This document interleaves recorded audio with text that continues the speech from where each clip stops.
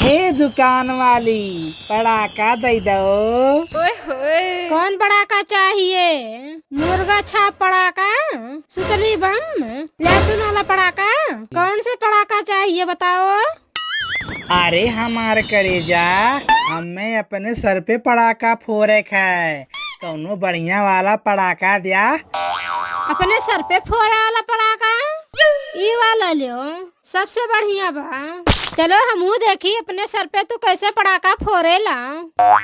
आओ चलो हमारी करेजा, तुम्हें दिखाते हैं हम कैसे पड़ाका फोड़ते हैं। चलो चलो।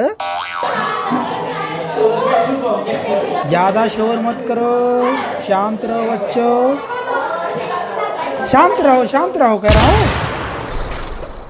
बच्चों, भगवान दुई अक्षर लिख दिए बाटा, क्या? कि का से करा और खा से खा।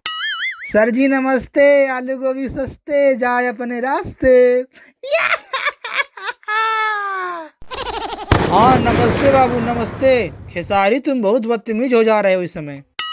सर जी रुकल जाए, आपके ऊपर ना गाछ से गमला रखत बानी। हाँ आप हिलल न जाई।